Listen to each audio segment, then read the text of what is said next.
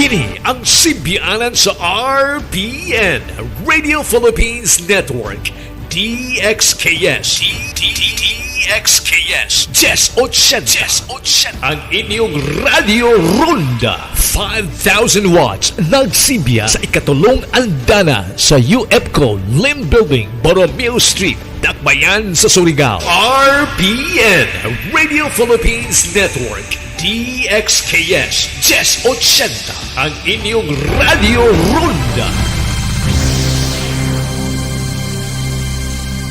Kasi binibridge niya yung mga community. Malaking may tutulong nila sa kabuhayan ng mga taong umaasa dito sa industriya. Sana suportahan pa kami ng iba para maidiretso namin ang aming kultura.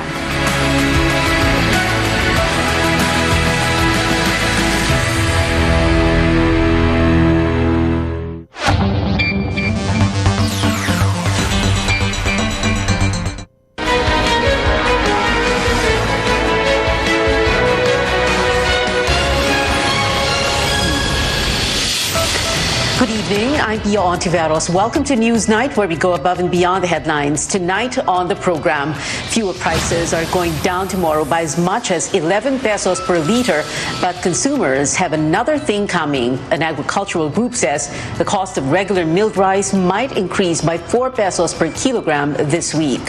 While both the Commission on Elections and Smartmatic deny a supposed data breach, government investigators believe a former Smartmatic employee may face charges. And how happy are Filipinos? A study shows we are the second happiest nation in Southeast Asia, next to Singapore.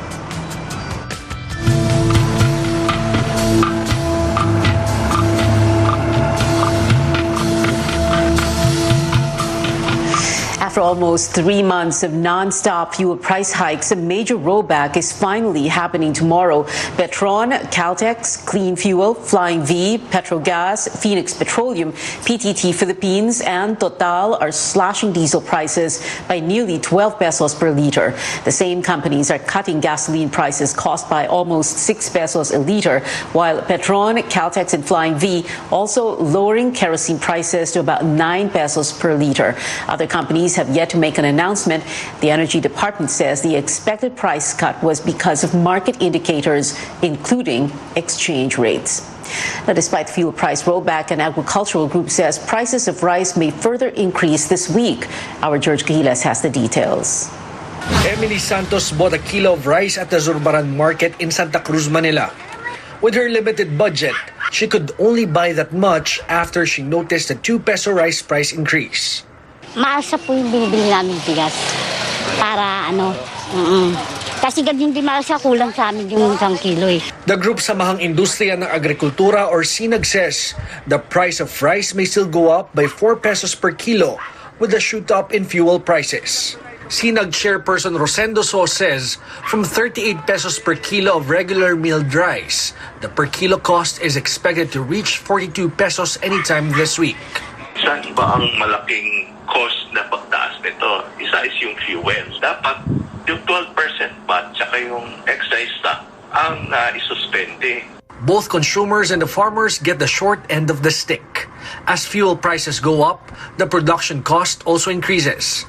But the farm gate price of palay is still at 21 pesos per kilo. So estimates that the production cost of palay could have been at 19 pesos per kilo even before the Russia-Ukraine war. Sa 21 pesos, may 2 pesos sila. 4 tons per hectare, 8,000 pesos lang. Pero 3 months time yun, yung taniman nila almost 120 days. Hindi pa natin kino-compute yung increase up to 62 tsaka 73. Hindi pa yun ang computation ng producers. While the Agriculture Department sees increase in the price of rice with concern, Secretary William Dar is hoping the cost will revert with expected rollback in fuel prices this week. George Cahiles, CNN Philippines. Transport groups are calling for the smoother implementation of the Pantawid Pasada program. During a House Transportation Committee hearing, the Federation of Jeepney Operators and Drivers, or FEDJADAP, complained about the rigorous process involved in claiming assistance from regulators. They added the subsidy should directly benefit drivers, not just operators. The Land Transportation Franchising and Regulatory Board says it is already in consultation with Land Bank of the Philippines in order to make the claims for benefits easier, especially for drivers. Hindi daw po talaga sila nakukuha. Ang katanungan ko po nga sa kanila, talagang yung mga driver, hindi naman po talaga sila makukuha. Yung beneficiary po niyan, yung driver. Pero yung tanging makakakuha po nito, yung mga operator, which is lahat po ng mga existing requirements na hinahanap po ng ating gobyerno ay manggagaling po sa operator. Consistent with the law, we have implemented the program whereby klarong-klaro po doon na yung beneficiary ay yung qualified legitimate franchise holder. So even on our part, when we devise the implementation plan, hindi na namin pinagtatalunan patungkol dito. Kaya we have to find a way na yung concern ng lahat ng mga transport group dito at hindi lang sa Metro Manila at buong bansa na aabot yung subsidiya doon sa bibili ng krudo. Land Bank says as of Saturday, around 87,500 GP drivers have received the cash aid. Over 377,000 public transport drivers are set to benefit from the program. More wage hike petitions are expected in the coming days amid soaring prices of fuel and basic commodities. The Labor Department says 10 petitions filed in 6 different regions are now under review, and granting them will take time. Our Tristan Nadalo reports. The Labor Department appeals for patience and understanding as they review petitions to increase the prevailing minimum wage in the country. So kailangang maingat na maingat sila dyan. At kapag ka nag-issue na ng wage order, sabihin lahat susunod doon. So importante na masunod yung proseso. Regional Wage Board directors recently met to discuss the overall socio-economic situation in the country and to urgently look into the petitions. Napaka-challenging nung situation natin ngayon because of the pandemic. Of course, we understand the position of our workers. We also understand the position of the employers. And of course, yung mga kasama natin sa board at saka sa commission, ang NEDA, alam din natin yung kanilang concern about the minimum wage and the BSP and the DOF. The needs of workers and their families, capacity to pay of employers, comparable wages and income, and requirements of economic and social development are some of the factors considered in adjusting the minimum wage. There are 2 ways on how a wage increase may happen. Yung una, by virtue of a petition for wage increase. Pangalawa naman is motu proprio by the board. The board see compelling reason to already initiate a public hearing, then they can do so under the law. It will take at least 45 days to decide on the petitions filed in 6 regions. Some 3.6 million minimum wage earners will benefit should the petitions get the nod. Some 6.8 million above minimum wage earners also stand to gain from the wage adjustments. Labor Group Trade Union Congress of the Philippines has also filed a petition on Monday for a 430 peso increase in minimum wage in Central Visayas, particularly in Cebu, Bohol, and Siquijor. The Labor Department adds the petition should be carefully reviewed in order to avoid potential long-term impact, including loss of employment. Tristan Nadalo, CNN Philippines. TUCP also planning to file a wage hike petition in Central Luzon, Northern Mindanao, Calabar Zone, Davao Region, and the Zamboanga Peninsula. Another labor group filing a wage increase petition in Central Visayas. The Alsa Contractual Cebu also seeking an increase ranging from 346 to 399 pesos for Central Visayas, depending on the industry and classification of the town and city. If granted, this will make the minimum wage for the entire region 750 pesos daily.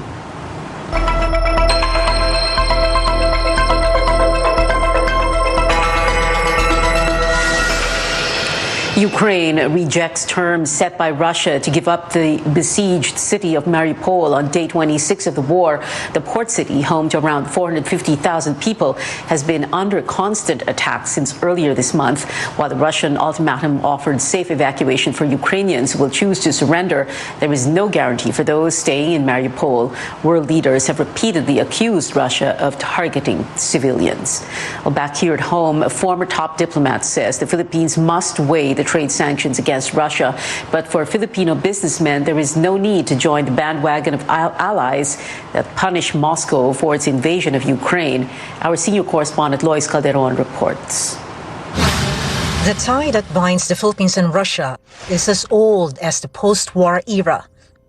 46 years. The two are connected in the belly by food. Federico Macaranas was Manila's number 2 diplomat when the world witnessed the tail end of the U.S.-Russia Cold War. Macaranas signed a Memorandum of Understanding for Technology Exchange in 1991, shortly after the USSR was dismantled and became the Russian Federation that we know today, without Ukraine. For example, tropical fruits, they love our juices because it is difficult to get them at lower prices in that part of the world. And of course, we also had to buy wheat from them, which is a staple for our bread industry. The Philippines imports or buys more from Russia than it sells. Wheat, coal, and steel bars. So when it's food and energy that bind the two nations, that's hard to sever, especially because cutting supply could jack up consumer prices. So Filipino businesses disagree with punishing Moscow with economic sanctions. The volume that we do, we're not. It's very small, and the sanction will not mean too much with Russia. Among your members, do they actually have relations, trade relations with Russia, or some Russian Russians have interests or stakes in some Philippine companies? I would like. I believe so. Like steel bars and coal briquette. I would think that there are companies importing this material from Russia. And for a while, some would like to export banana to Russia. But for diplomat Macaranas, who's now an economist at the Asian Institute of Management, the Philippines cannot avoid joining the bandwagon of nations that boycott Russia. Already, Manila has voted yes to a United Nations resolution condemning Moscow's invasion of Ukraine. Kasi as a small nation, we survive with the kind of nations that we ally with. The general tenor is the common good of these allies may also be the one that dictate our common good. There are other contracts with Moscow, but Defense Secretary Delfin Lorenzana earlier said Manila will not drop a $12 billion deal to buy 17 helicopters from Russia. What are the safety records of their helicopters? Sanctions have replaced warfare in the hope that Vladimir Putin would change course. But to sanction or not to sanction, the consequences are dreadful. It's a tough balancing act, which is why in war, there are no winners. Lois Calderon, CNN, Philippines. A developing story at this hour, a Chinese plane with 132 people on board, including 9 crew members, crashed in southern China this afternoon. Beijing is reporting a Boeing 737 jetliner crashed in mountains in the Guangxi region, causing a fire on site. Authorities are determining the number of deaths while a rescue team has been deployed to the scene.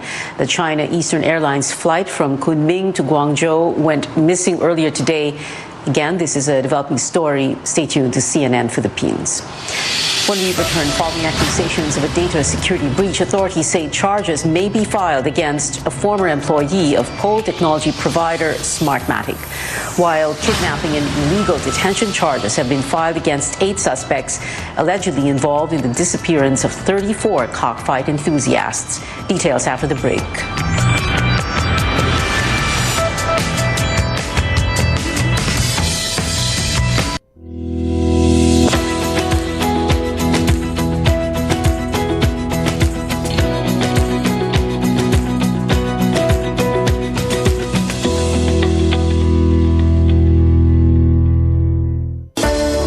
ko conquering the universe was the ultimate. But there's more. Dahil tinawag ko ako ng Panginoon for a major purpose. To guide the youth, help communities, and to bring others closer to Him. Kaya I take care of my health through proper diet, exercise, and MX3 capsule. I am ready to serve. Kasi para sa Panginoon, hindi lang ako 4th runner-up. First place ako sa puso niya. Mahalagang paalala, ang MX3 capsule ay hindi gamot at hindi dapat gamiting panggamot sa anumang uri ng sakit.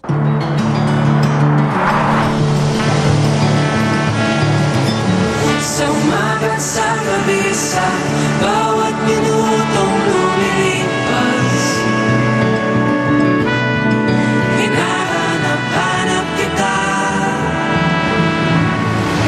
hanap-hanapin ka. Sabik sa'yo.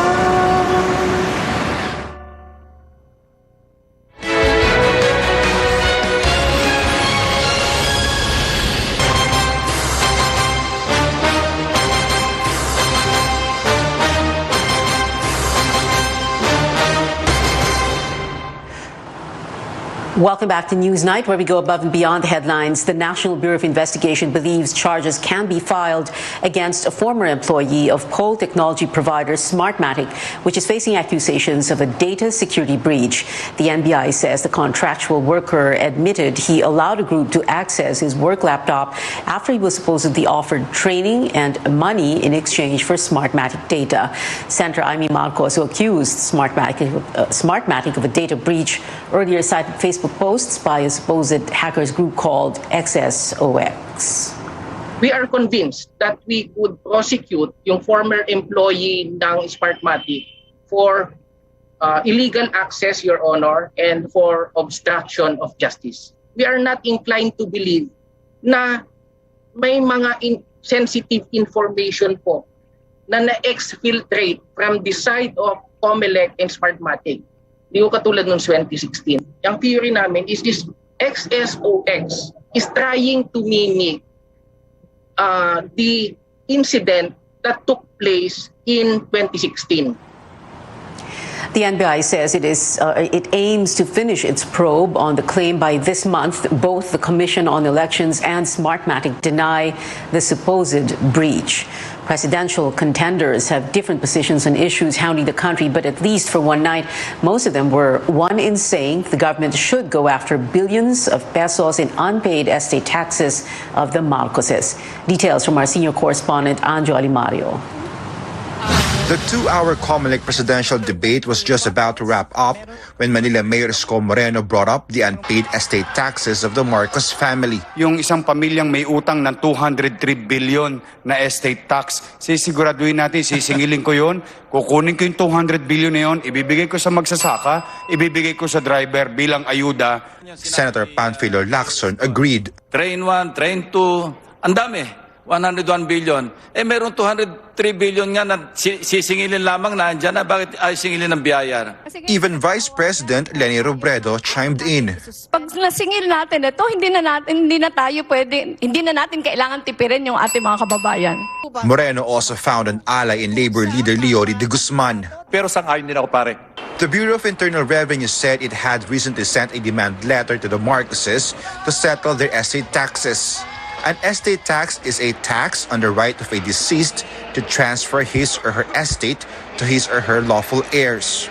Marcos has recently brushed off questions on the matter, describing it as fake news. But the Supreme Court in 1997 already ruled with finality, ordering them to pay 23 billion pesos. That amount, according to some, has already grown to over 200 billion pesos. Marcos also insisted people are no longer interested in the issue and are more focused on finding jobs. Kung ako po sa kanya, gusto niya magbigay ng trabaho, wala po siyang gagawin na mahirap. Bayaran lang po yung 203 billion. For Robredo, it says a lot about Marcos's personality. How unqualified he is for the presidency. Kasi na-imagine mo ba na somebody na aspiring to be president, napakalaki ng utang sa pamahalaan? Marcos was again a no-show in the debate on Saturday, opting instead to campaign in Marikina. Anjali Mario, CNN Philippines. Presidential candidate Bongbong Marcos sees himself as a victim of misinformation. He rejects reports that claim he benefits from misinformation on social media. He also advises voters to research among legitimate sources, especially in the martial law regime under his father, the late President Ferdinand Marcos Sr.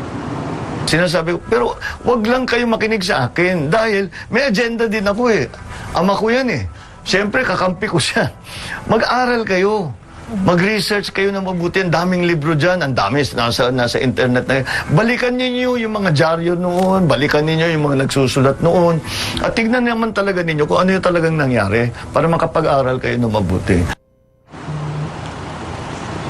Marcos's father seized newspapers, radio stations, and television networks on the first days of his dictatorship in 1972.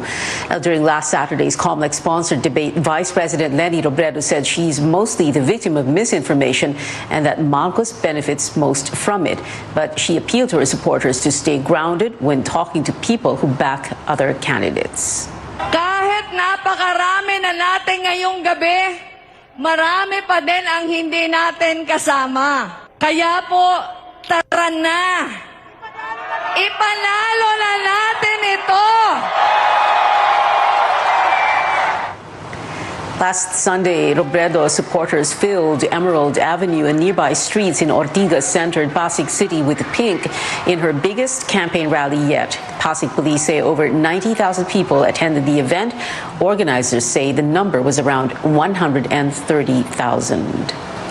A vice presidential candidate wants tougher sanctions against survey frontrunners Bongbong Marcos and Sara Duterte for their non-appearance in COMELEC debates, while another aspirant calls for a grand coalition to defeat that tandem. Amor Santos has that story. Where are you? Nasaan ka? Nasaan ang pera? Ibalik mo na ang pera. On stage, it's unfortunate that Sara is not coming to the debates. And off stage, vice presidential candidates were up in arms over the absence of the Marcos-Duterte tandem in COMELEC's debates over the weekend. Former Akbayan Party List Representative Walden Bello wants tougher penalties against them. Yung ginagawa ho niyong penalty, yung hindi sasama sa e-rally, my God, ang hina ho niyon. We need to get something from these people to penalize them, like a big, huge penalty, like 203 billion pesos. But the poll body says in the absence of a law requiring candidates to attend, the debates will remain voluntary. Its Anbank, however, will discuss other possible sanctions. Hindi natin pwedeng pilitin yung mga kandidato na ayaw sumama. Before the debates even started, pro-life advocate Rizalito David already called for unity against the survey frontrunners. He says he's willing to withdraw from the vice presidential race and support the strongest contenders versus Marcos and Duterte, and his rivals should follow suit. I don't mind supporting Senator Soto, no? And I don't mind supporting Leni Robredo. But the other contenders won't budge, not even Soto. I'm speechless. I wish to thank him for considering me as a possible alternative candidate. You must remember, yung mga lumalamang, ito sa atin lang, di ba? Factual. Yung mga lumalamang, by this time, 6 years ago, talo. It's too early to make decisions of that sort, but clearly I'm out to win. COMELEC's next presidential debate is set on April 3, followed by another back-to-back face-off on April 23 and 24. Amor Santos, CNN Philippines.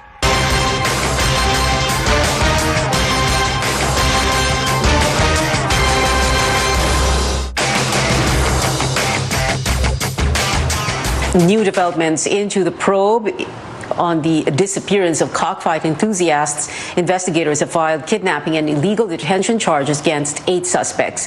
A witness positively identified a gaming tycoon for his alleged abduction more than a year ago. Amor Santos returns. Ang sabi po ay, may mga tao na naman dito na pumasok na mga manchochope. Tapos, Ang sabi niya po, naka-loudspeaker po yung cellphone niya eh. kilala mong boses ni Atong.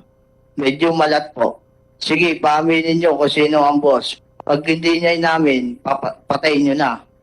This witness claims that in a cockfight arena in Santa Cruz, Laguna in November 2020, gaming tycoon Atong Ang gave orders to hold him and his companions for panyonyope or cheating in online sabong. He said they were brought before Police Master Sergeant Michael Claveria of the Provincial Intelligence Branch. He said they were asked to choose, be framed for drug charges or be killed. Ang sabi po niya sa amin, bakit si Boss Atong pa ang inyong ang inyong binangga? Hindi niyo ba alam, pader yun?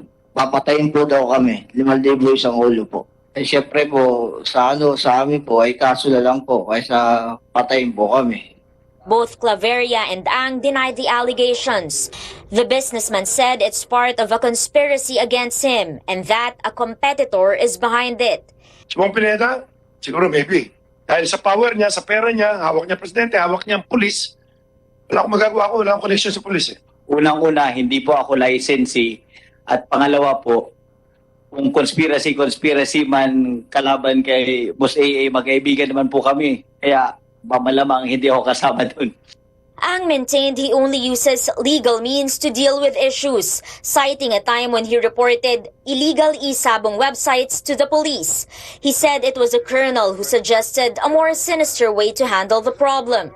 Ito si Colonel Rogart, sabi niya, boss, gusto mo dukutin na lang namin eh. Hindi ko alam kung nagbibiro siya o ano. Hindi ko na po matandaan na... Authorities are looking into 8 cases regarding the disappearance of 34 cockfight enthusiasts from April last year to January 2022. Police have filed kidnapping and serious illegal detention complaints against 8 suspects and several John Does. During the Senate hearing, family members of e-sabong agent Ricardo Lasco implicated police officers who also denied their involvement.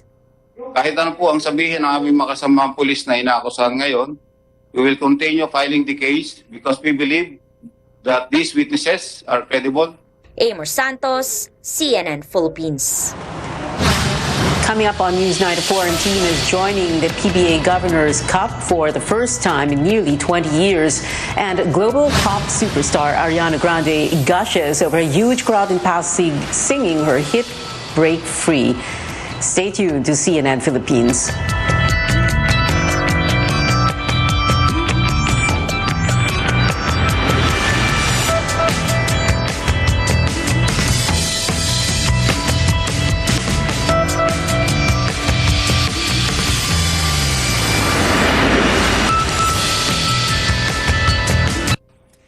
Every night, we take a hard look at the stories and provide you with multiple points of view from here and around the world. Now, we'll bring you more news you can use from the trading floor and the global markets and bring you more news you can trust in business and finance.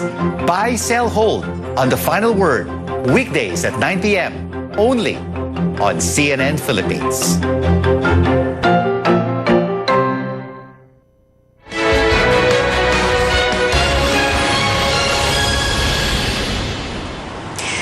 Welcome back to CNN Philippines. The PBA is set to welcome its first foreign guest team in 18 years next season. The Hong Kong Bay Area Dragons will play in the season-ending Governor's Cup. It represents Greater China with top free agents from mainland China, Hong Kong, Macau, and Chinese Taipei. The PBA Board of Governors gave the go signal in line with their partnership with the East Asia Super League. From a PBA entrance to an exit, the Alaska Aces bidding farewell to the league after quarterfinals loss to the NLEX Road Warriors 96-80 Saturday at the Smart Araneta Coliseum. Alaska has played 35 seasons, winning 14 championships. And pop star Ariana Grande and Phil-Am social media star Bretman Rock became the talk of the internet because of posts related to Leni Robredo's presidential campaign. Grande shared 2 videos of Robredo's Pasig campaign rally when the crowd sang to her song Break Free. The singer's caption reads, quote, "I could not believe this was real."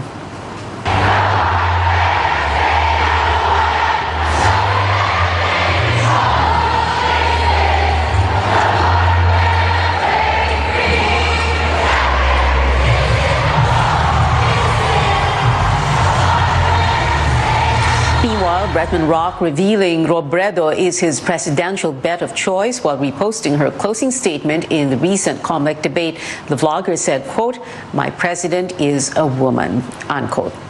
Also trending, the 4-year wait for Big Bang fans will be over very soon. The veteran K-pop group announced it will release new music on April 5. Here's a look at the first poster for their comeback. Big Bang's agency has yet to announce if this is a single or a full album. And the Philippines is the second happiest country in Southeast Asia based on the 2022 World Happiness Report. It ranked 60 out of 146 nations, one spot up from last year's ranking of 61. Singapore topped the list for Southeast Asian countries at 27. Finland was number 1 globally for the 5th straight year. Data is based on factors like GDP per capita and perceptions of corruption. And that is it for now. Join me again on News.ph at 7 p.m. I'm Pia Ontiveros for Newsnight. We leave you with a look at a new way to watch movies on the go. Hi, Bixby. Turn on the freestyle. Samsung is breaking the boundaries of home entertainment. Introducing the Freestyle, Samsung's all-new portable smart projector. So, Mon, what inspired Samsung to come up with the Freestyle, and can you tell us more about it? Well, Sam, we at Samsung recognize that home entertainment shouldn't be bound to the four corners of your house. You should really have the flexibility to watch and enjoy wherever you are. So for the first time, we have a device that's truly personal, one that can be enjoyed with friends and loved ones. The Freestyle is our own new portable entertainment device. It's a projector, a smart TV, and a speaker all rolled into one. And with the Freestyle, you have the freedom to move around and a new way to share, connect, and express yourself. This new and innovative product in the market is surprisingly simple. The Samsung Freestyle is a device anyone can enjoy. How would you describe the typical user of the Freestyle? The Freestyle user is really outgoing and creative.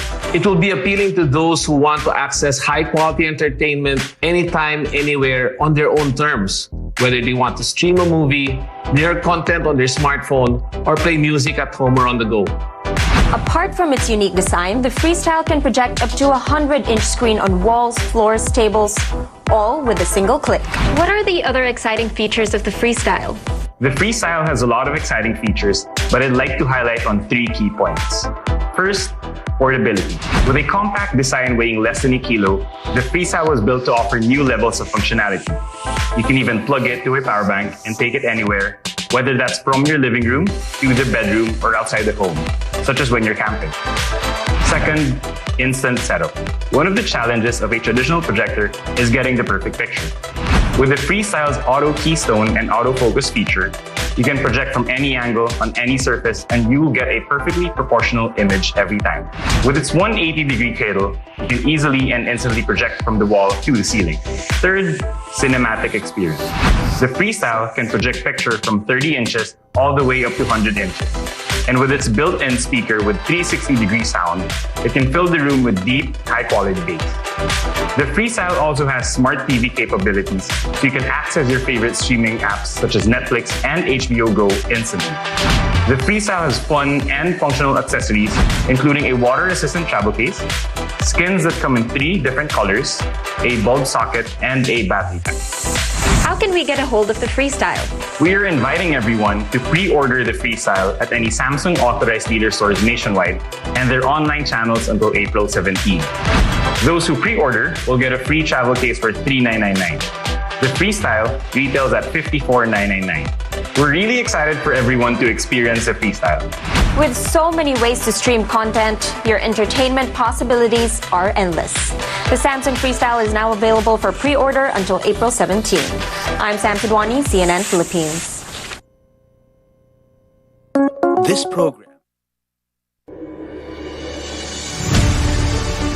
Kini ang simbianan sa RPN, Radio Philippines Network, DXKS.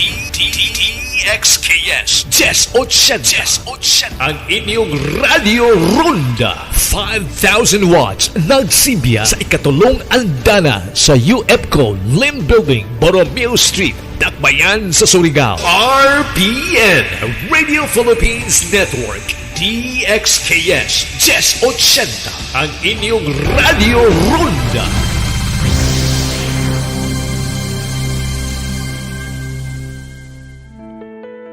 women will develop 1 in 8 women will develop thyroid problems in their lifetime. And contrary to popular belief, men can get them as well. Your thyroid plays a vital part in regulating your metabolism. It produces hormones that are responsible for controlling how you respond to heat or cold, how your heart rate may increase or decrease, how much you burn calories, and much more. But when it produces too much or too little of these hormones, you can develop a number of diseases. On the program today, we'll talk more about this condition, how best to manage it, and ways to maintain a healthy thyroid. I'm Dr. Freddy Gomez, and welcome to MedTalk Health Talk on CNN Philippines.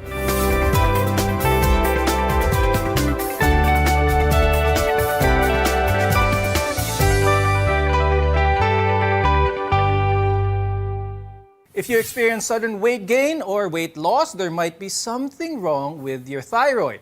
Our guests are here today to tell us more about this. With us is Dr. Monica Kating Cabral, who is an endocrinologist from Asian Hospital and Medical Center. Also with us is Dr. Arjelin Ong, who is an ENT head and neck surgeon from the Medical City and co-founder of Celto Medico. Now, this topic, the thyroid, is very interesting because a lot of our viewers may be familiar with some of the disease entities but not so familiar on how a normal thyroid should be. Dr. Arj, saan ba nakikita ang thyroid natin? At normally, ito ba'y nakakapa?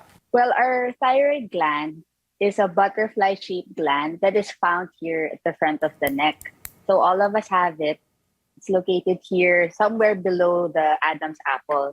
And normally, you will not be able to feel it, and it's not palpable or it's not noticeable in normal individuals. Dr. Mitos, when it comes to function, ano ba yung role ng thyroid gland sa katawan ng isang tao? The thyroid makes thyroid hormone, and this is the hormone that controls our metabolism. So if you have a lack of thyroid hormone or kulang ka sa thyroid hormone, this is called hypothyroidism, and your metabolism can be slow. So patients tend to gain weight, they feel cold, they're constipated. So that's the usual person who is lacking thyroid hormone. Kung sobra naman tayo sa thyroid hormone, parang napakabilis ng metabolism. So everything is fast. Your heart rate is fast, you have palpitations, pinagpapawisan, tremors, and then patients also tend to lose weight. Now let's talk about goiter, or in Tagalog, bosyo. Normally, this is very common in the Philippines, especially in certain areas. Dr. Mitos, bakit kaya this is the case, na this is common in certain areas of the Philippines as opposed to others? Before, actually, this was very common in the areas like the mountain provinces, way up in the mountains where we don't get seafood. So what's important about that? The main ingredient kasi, yung pinakasangkap ng thyroid hormone is iodine. And iodine comes from seafood. Kung kulang ka sa iodine sa diet, ang mangyayari dyan, your thyroid wants to make a lot of thyroid hormone. Kung kulang siya sa iodine, then it tries to compensate for that. No? So nagiging overactive yung mga cells sa thyroid natin. And that's when you can develop nodules or enlargements in the thyroid. Now, Dr. Arj, pag nagkaroon ng goiter, meron ng lumaki, automatic, a lot of our viewers might think pag merong lumaki na bagay sa katawan, cancer na ito. Is this usually the case? One type of enlargement of the thyroid or goiter is what we call nodular goiter. So, ibig sabihin, yung thyroid gland natin, nagpo-form siya ng mga nodules, and these nodules are usually divided into benign or yung malignant or cancerous. And studies show that majority pa rin ng nodules sa thyroid are still benign. And another thing also, Dr. Arj, many think na yung panlalaki sa due ito sa excessive talking, malakas sa pagsigaw o madalas na pagkakanta. Is there any truth to this? So no, that's not true. Kahit gaano kalakas ka sumigaw, kahit gaano kadaldal ka, it will not cause an enlargement of your thyroid gland. Now, while pregnancy is a risk factor for having goiter, some believe that it can be passed down from mother to the child or to the baby. Dr. Mitos, ang goiter ba ay namamana ba ito? So yung goiter, pwedeng namamana siya. So, pero hindi naman ibig sabihin kung may goiter yung nanay mo, habang nasa loob ka pa rin ng nanay mo na magkaka-goiter ka din. Yung nakakatakot lang po is Kung hyperthyroid yung nanay at sobra po ang thyroid hormone niya habang buntis, yun pwede pong apektado yung baby bago pa siyang lumabas. But just because you had a thyroid nodule doesn't mean that all your children will have it. There is a risk kung nagkaroon po ng nodule that is cancerous. There are certain types of thyroid cancer that can run in families. No? So that's the one thing that we have to identify. Kailangan po malaman kung may bukol po tayo sa thyroid, ano kaya yung dahilan. Now, let's talk about nodules at this point, Dr. Mitos, because this is something that's very important, one that may signify that there is some abnormality here. If someone has a nodule, ito ba ay nakakapa? And if so, should they worry about this? Are nodules in the body something that our viewers should worry about? These nodules are usually benign. Now, the nodules can be solid or they can actually just be cyst. So, kapag kinakapa niyo po yung leg ninyo at parang may nakikita kayong bukol dyan, kahit nakikita rin minsan po sa salamin, hindi pa natin alam kung solid yan, kung full of fluid or cyst lang po siya. So, yun po muna kailangan natin malaman. But again, most nodules, lumalaki ba sila na mabilis? Yun din yung isang kailangan bantayan. Reminder to our viewers, don't be alarmed right away. Have it checked with your doctor, with your endocrinologist, or your surgeon, for that matter, to be able to be sure if, and they will perform some tests, whether to find out if that nodule is something to worry about or not. Anyone can develop a goiter, but there are some who are more vulnerable to it. And there are also a number of factors that can influence your thyroid function or its growth. More on this when we return. You're watching MedTalk Health Talk, your partner in healthcare. SMC, San Miguel Corporation. Bisag unsang industriya ang sudlan niini, tinguha sa SMC ang pag-uswag o paglambo sa mga Pilipino. Karon, gikan sa SMC, aniya na ang SMC Davao Cement. SMC Davao Cement. Gama sa Davao para sa Mindanao.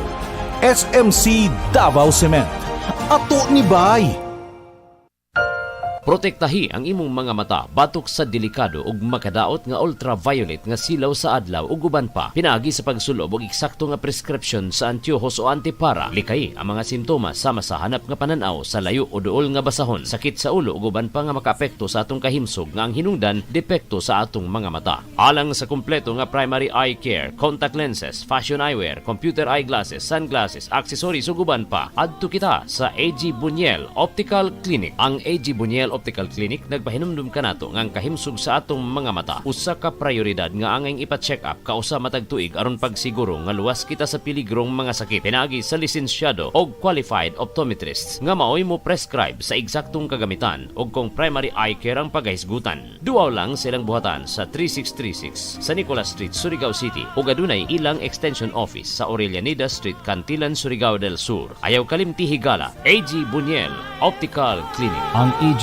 Buñuel Optical Clinic doon na branch dito sa lungsod sa Dapa sa may Lupis Haina Street, Poblasyon Dapa, Surigao del Norte. Ang AG Buñuel Optical Clinic dinhi sa siyudad ng Surigao no transfer na sa bag-ong location sa Nicolas Street Ragyahapon, tapad sa Garcia Hotel at bang sa Unicity. Ang Riverside Parts Master Incorporated na sa ilang bagong location sa Dalan, Burgos ning atong syudad. Mahimo niyong tawagan sa telephone number 231-7478 or 826-3663. Mga produkto nga inyong mapalit, genuine, Makita Power Tools sama sa planer, drill, grinder, Triton Paints, construction supplies, angle bars, flat bars, GI pipes, automotive spare parts, Firefly electrical devices sama sa switches, bulbs ug outlets. Adto ang Riverside Parts Master Incorporated sa ilang bagong pwesto sa Dalan, Burgos ning syudad. Makahangyo ka o makabarato pagyod diha sa Riverside Parts Master Incorporated.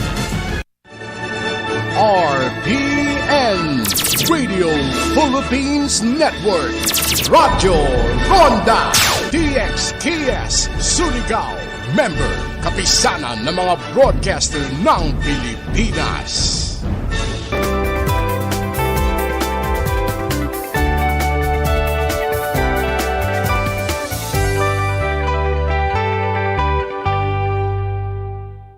I'm Dr. Freddy Gomez and welcome back to MedTalk Health Talk, where caring is our calling.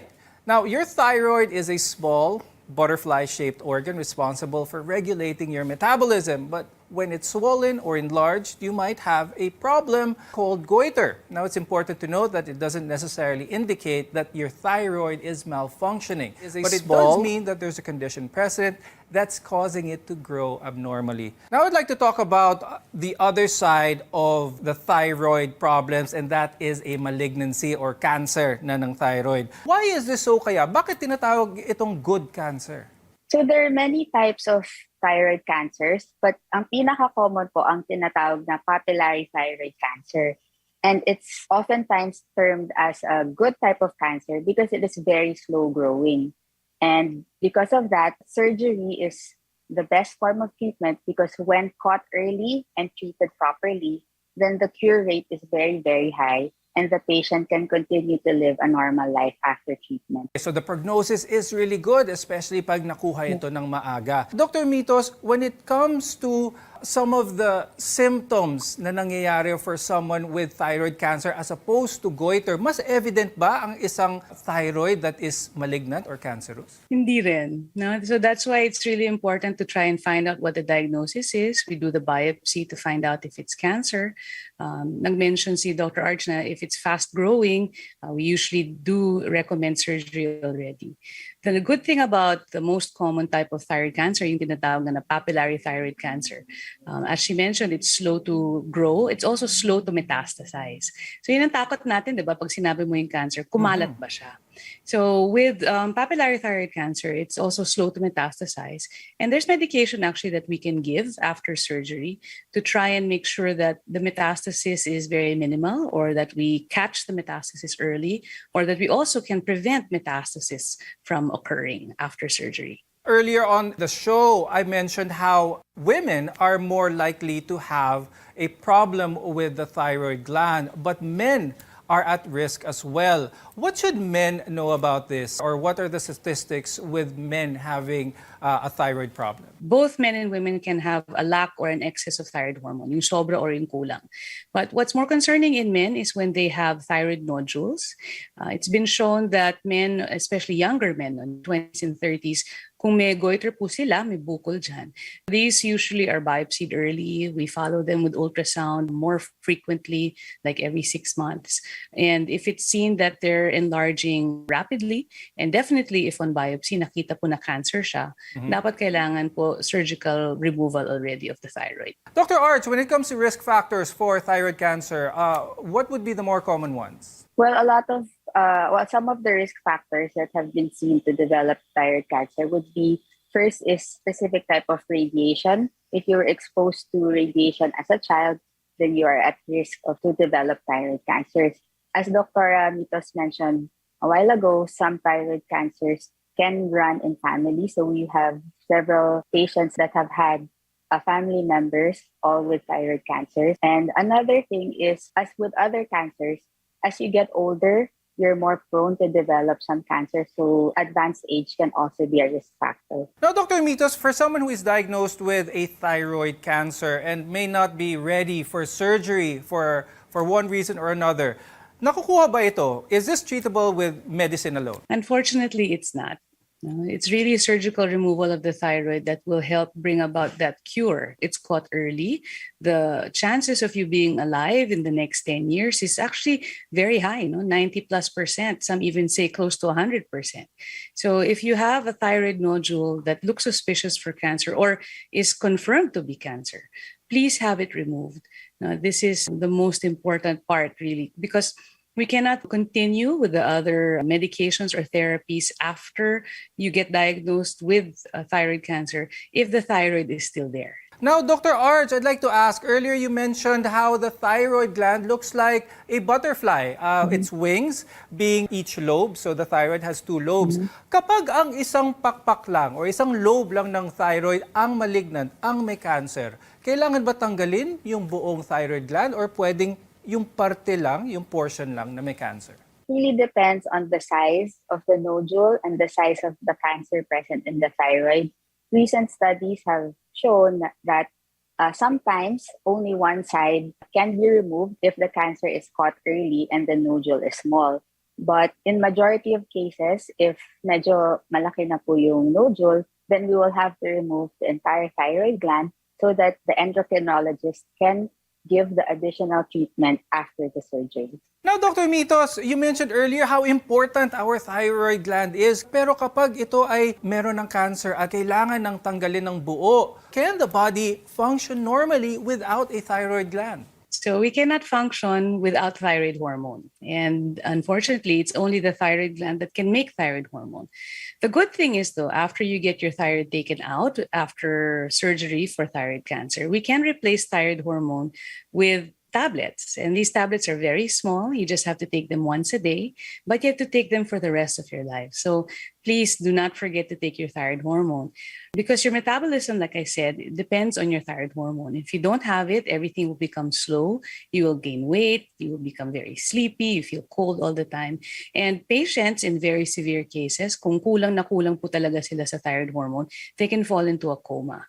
So we have medication available. It just has to be adjusted from time to time.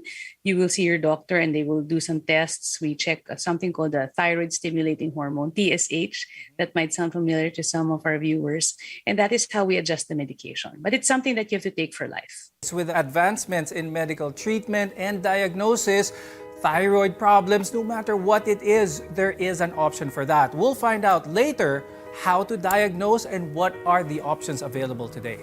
Stay with us here on MedTalk Health Talk. We'll be right back.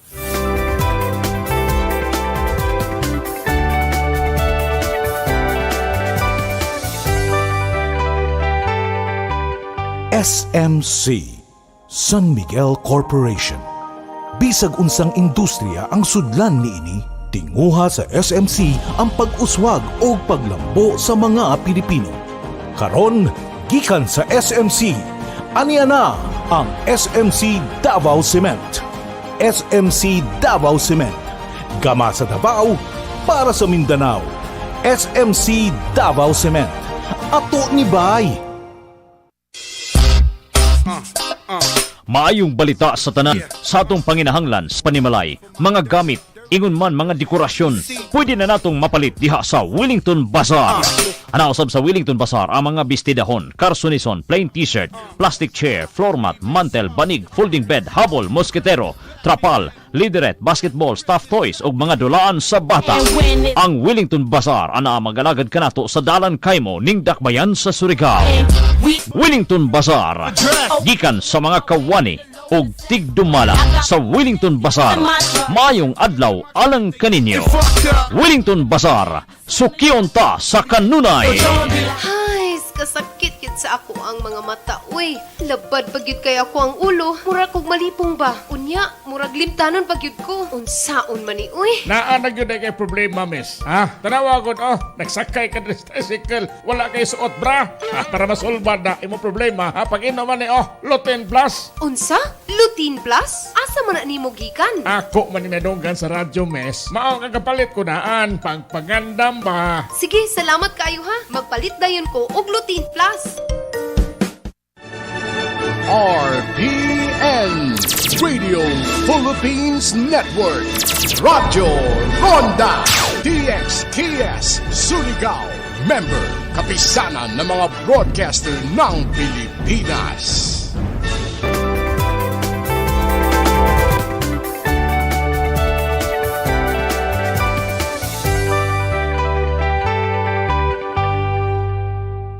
I'm Dr. Freddy Gomez, and this is MedTalk Health Talk, your partner in healthcare.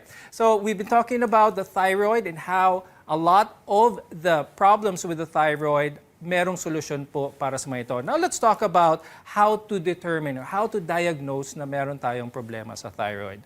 Dr. Mitos, what is the most simple and most cost-effective test that is done for the thyroid that can yield a good amount of information for the doctor? So the best screening test that we do for thyroid function is the TSH, the thyroid stimulating hormone. So when TSH is high, we sometimes think about hypothyroidism.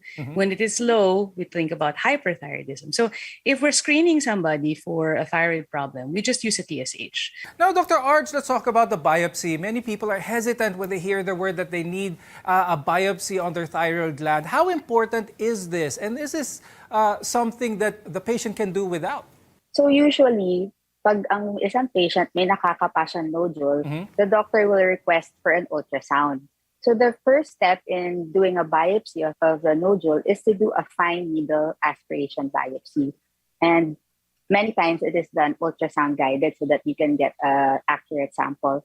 So the needle that is used during a biopsy is very thin, very, very similar to the needles used for vaccines. So it's an outpatient procedure. It's done in the clinic with very minimal pain. But the information that it provides the doctors and the patients is very, very valuable. And most of the time, it is really necessary to be able to determine the next step that's best for the patient. Now, Dr. Arch, when it comes to lifestyle naman, yan ang gusto natin, how to prevent it? This is what we want to know. Are there any lifestyle changes that should be followed in order to have a healthy thyroid? One of the important factors in thyroid diseases is really iodine. The use of iodized salt has really helped a lot in preventing some of our thyroid diseases. And in general, living a healthy lifestyle, not smoking, moderate alcohol intake, will make you healthy overall. Dr. Mitos, there's been some recent studies on some links between obesity and thyroid cancer. Could you talk a little bit more about this? In general, obesity has a relationship with a lot of cancers, not just thyroid cancer. And it's also because of the alterations of hormones within the body. There can also be alterations in a woman's life, for example. That's why you mentioned earlier in the program that women tend to have thyroid cancer more than men. And this is also because of the hormonal changes that occur during menstrual periods or during menopause. So in order to maintain really a healthy lifestyle, and to maintain a healthy thyroid, it's really maintaining a healthy weight, eating properly. Some though might tend to think, okay, if I have a goiter, maybe I should eat more seafood. Let's just be careful about that, especially if you're not sure if you are hyperthyroid or not. Because like I said, iodine is the main ingredient in thyroid hormone. And if you eat too much seafood, you could be making actually more thyroid hormone. So if you have those symptoms of hyperthyroidism, palpitations, sweats, unexplained weight loss, please see your endocrinologist so that you can get tested properly for your thyroid hormones. Before we go, Dr. Arj, do you have any parting words or advice for our viewers when it comes to their thyroid? Yeah, so for our viewers and for everyone watching, if you ever feel something sa leeg na po, kung may nakapa kayo, go see your doctor right away. Because as mentioned a while ago, nodules, whether benign or malignant, once caught early, if the diagnosis is done at a prompt time, then the disease is very curable and you'll be able to live a normal life after. Now, Dr. Mitos, any final words from you? Huwag pong matakot uminom ng malamig na tubig, pwede pong kumanta, pwede pong maging madaldal, pwede magbuhat ng mabibigat. Di po ito magiging sanhi ng bosyo o goiter. And if you're concerned po about your thyroid function, please go see your endocrinologist. We can do a very simple blood test to find out if you need thyroid hormone replacement or if you need to control the amount of thyroid hormone that you make. While it's a common condition, those living with goiter or any thyroid disease can go on to live normal lives. All you need is proper management and treatment. Thank you, endocrinologist Dr. Monica Kating Cabral and ENT head and neck surgeon Dr. Arjelin Ong for being with us today and sharing your time and your insights. I'm Dr. Freddy Gomez, and thank you for watching MedTalk Health Talk on CNN Philippines. We'll see you again next time.